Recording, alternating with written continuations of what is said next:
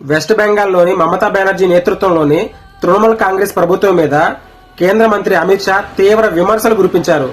ఎన్నికల్లో ప్రయోజనాలు పొందడం కోసం చొరబాటుదారులకు ఆశ్రయం కల్పించడం, అవినీతిని వ్యవస్థీకృతం చేయడం, సరిహద్దు భద్రతా చర్యలను ఉద్దేశపూర్వకంగా అడ్డుకుంటున్నారు అని మండిపడ్డారు.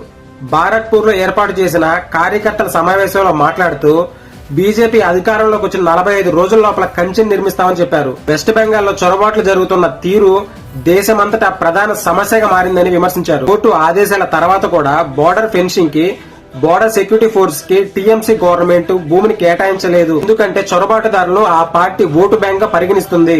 రాష్ట్ర పోలీసులు అధికారులు అక్రమ వలసలను అడ్డుకోవడం లేదు. దీంతో చొరబాటుదారులు నకిలీ పత్రాలతో దేశమంతటికి వలస వెళ్తున్నారని, ఇటువంటి నేపథ్యంలో వెస్ట్ బెంగాల్లో బీజేపీ అధికారంలోకి రావడం అత్యంత అవసరమని టీఎంసీ ప్రభుత్వం మీద విమర్శల వర్షాలు కురిపించాడు అమిత్ షా. రాబోయే వెస్ట్ బెంగాల్ ఎలక్షన్ లో బీజేపీ మరియు టీఎంసీ పార్టీల్లో ఏ పార్టీ విజయం గెలుస్తుందో, మీరు ఏ పార్టీకి సపోర్ట్ చేస్తారో, ఏ పార్టీ గెలిస్తే దేశ ప్రయోజనాలకు అనుకూలంగా ఉంటుందో ఖచ్చితంగా మీ అభిప్రాయాన్ని కామెంట్ రూపంలో తెలియజేయండి. Thank you for watching.